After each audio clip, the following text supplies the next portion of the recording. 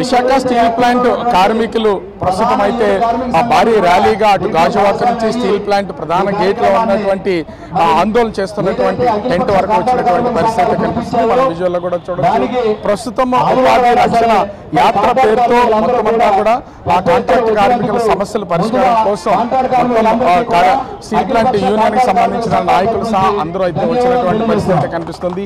ఏంటి అసలు ఎప్పుడు కూడా ఈ ఇక్కడ స్టీల్ ప్లాంట్ కి సంబంధించి కాంట్రాక్ట్ కార్మికుల సమస్య అనేది కంటిన్యూ అవుతుంది. ఇప్పుడు తొలగింపు జరుగుతూనే ఉంది, కానీ మేనేజ్మెంట్ ఎక్కడ తొలగించట్లేదని చెప్తున్నారు. ఏమంటారు అసలు? ఇప్పుడు ఖచ్చితంగా 1000 మందిని తొలగించారు, రోడ్ల మీద ఉన్నారు. మరో 5000 మంది తొలగించడం కోసం ప్రణాళిక సిద్ధం చేశారు. ప్రతి క్వార్టర్లో 1400 మంది తీస్తామని చెప్పి మేనేజ్మెంట్ చెబుతాం. తెగేసి మేము 15 రోజులు కొట్లాడింది విశాఖపట్నం స్టీల్ ప్లాంట్ ప్రభుత్వ రంగంలో ఉండాలని, ఇక్కడ ఉద్యోగాలు ఉండాలని, ప్రభుత్వానికి ట్యాక్సులు కట్టాలని, ఈ ఆస్తులు ప్రభుత్వ ఆస్తులు ఉండాలని చెప్పి. కానీ ఇప్పటికి కూడా ప్రైవేటీకరణ ప్రమాదం అనేది పొంచి ఉందనేది ప్రభుత్వం చెప్తుంది. ప్రైవేటీకరణ నిర్ణయాన్ని వెంటనే విత్డ్రా చేసుకోవాలని, రెండో శైలిలో విలీనం చేయాలని, మూడో సంతకాలను కేటాయించాలని, 4వ కాంట్రాక్ట్ కార్మికులు ఆపి పూర్తిస్థాయి ఉత్పత్తి చేయడం కోసం యువత ఉద్యోగాలు ఇవ్వాలని చెప్పేసి డిమాండ్ చేస్తూ ఉద్యమం కొనసాగుతాం. అంటే దాదాపుగా ఇప్పటికే 500 ఇంకా 5000 మంది తొలగింపు అనే దానికి ఒక నిర్ణయానికి అయితే వచ్చినటువంటి పరిస్థితి ఉంది. వరుసగా ఇలా తొలగించుకెళ్ళిపోతూ ఉంటుంటే మరి ఎవరు నుంచుతారు అసలు? కాంట్రాక్ట్ కార్మికులు తీసేస్తున్నారు, రెగ్యులర్ వాళ్ళని వేరే వేరే చోట్లకి ట్రాన్స్ఫర్ చేసేస్తున్నటువంటి పొజిషన్ ఉంది. ఈరోజు ఏదైతే ఈ స్టీల్ ప్లాంట్ మేనేజ్మెంట్ తీసుకున్న నిర్ణయాలు ఉన్నాయో ఈ ప్రభుత్వానికి అనుకూలంగా ఏదో స్ట్రాటజిక్ స్టైల్లో పెట్టేసి, మరి స్టీల్ ప్లాంట్ ఎవరైతే ఒకతను ఒక లెటర్ రాస్తే స్ట్రాటజిక్ స్టైల్ కంపల్సరీ జరుగుతుందని చెప్పేసి చెప్తున్నారు. ఇక్కడ చూస్తున్న మేనేజ్మెంట్ స్ట్రాటజిక్ స్టైల్ లేదని చెప్పి చెప్తున్నారు. మరి ఈ ప్రభుత్వం ఏదైతే కార్మిక చట్టాలని వ్యతిరేకంగా వెళ్తూ ఈ కార్మికుల్ని బయటకు తొలగించే విధానం చేస్తుంది. రేపు పొద్దున్న ఇది కంపల్సరీ ప్రైవేటీకరణ చేసే విధంగానే ఉంది తప్పితే ఇందులోకి ఇన్పుట్ ఎంప్లాయీస్ కానివ్వండి, కాంట్రాక్ట్ కార్మికులు కానీ తీసుకోకుండా ఇది ప్రైవేటీకరణ దిశగా సాగుతుందని చెప్పి తెలియజేస్తుంది. అంటే ఇక్కడ ఖచ్చితంగా ఒకటి చూస్తే మేము స్టీల్ ప్లాంట్ కి సంబంధించి అభివృద్ధి చేస్తున్నాం, దీనికి సంబంధించి ప్యాకేజీలు ఇస్తున్నామని చెప్తున్నటువంటి ప్రభుత్వం కానీ ఇక్కడ ఉన్నటువంటి మేనేజ్మెంట్ కానీ ఈ తొలగింపుని ఎట్లా చూడాలి అసలు? అసలు ఈ ప్యాకేజే పెద్ద మోసం. ఎందుకంటే వాళ్ళకి బీజేపీ ప్రభుత్వం 2021 జనవరి 23వ తారీఖున ప్రైవేటీకరణ చేసిన తర్వాత 100% అమ్ముతామని పార్లమెంట్లో ప్రకటించిన తర్వాత ఈ అప్పులు పెరిగాయి అన్నమాట.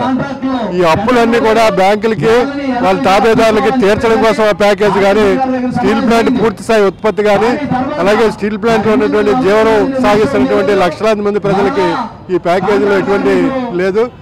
ఇది 6 నెలల కిందటే ఈవేళ రాష్ట్ర ప్రభుత్వానికి చెప్పాం ఈ ప్యాకేజీ పచ్చి మోసం, ప్రజలకి తిండి పెట్టలేని ప్యాకేజ్ దేనికి, ఫ్యాక్టరీ అభివృద్ధి చెందలేనటువంటి పూర్తి ప్రొడక్షన్ తీయలేనటువంటి ప్యాకేజ్ దేనికి.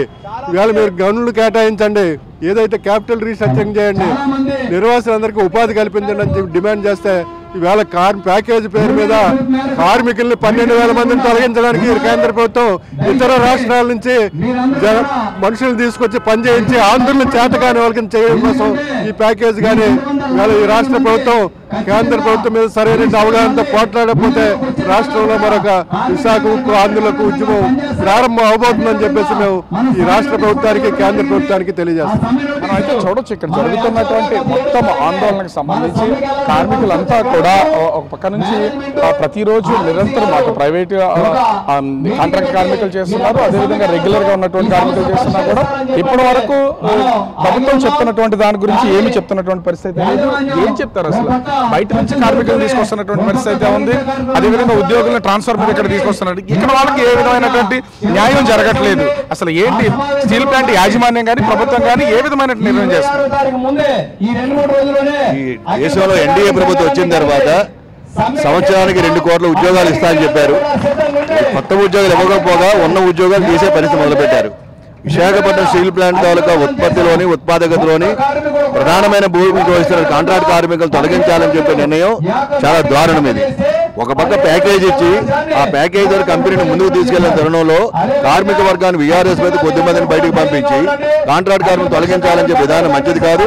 ఇది ప్రభుత్వ పెద్దల లోపమా లేదా అందులో ప్రభుత్వం ఒక నిర్ణయం చేస్తే ఈ బ్యూరోక్రాట్స్ ఎవరు ఐఏఎస్ అధికారులు కానివ్వండి లేదా స్టీల్ ప్లాంట్ యాజమాన్యం కానివ్వండి ఇది ఒక కుట్రపూరితంగా తెలుగు వారి తాలూకా గొంతు నొక్కాలన్నటువంటి కుట్రతో చేస్తున్నారు.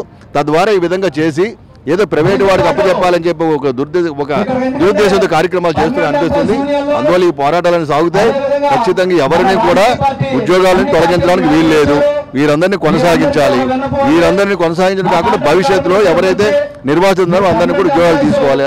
దానికి భిన్నంగా వ్యవహరించినట్టయితే ఈరోజు పాదయాత్రలు కాదు, ధర్నాలే కాదు, భవిష్యత్తులో ప్లాంట్ స్తంభన కానీ జాతీయ స్థాయిలో ఉద్యమాలు కూడా నిర్మించడానికి వెనుకాడదు లేదని హెచ్చరిస్తున్నాం.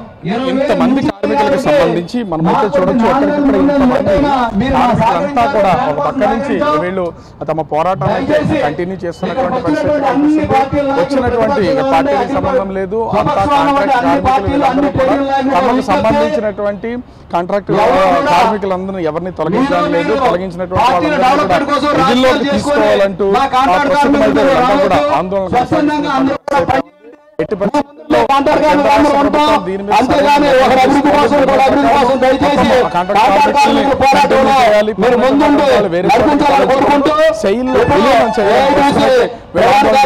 పరిస్థితి కనిపిస్తుంది.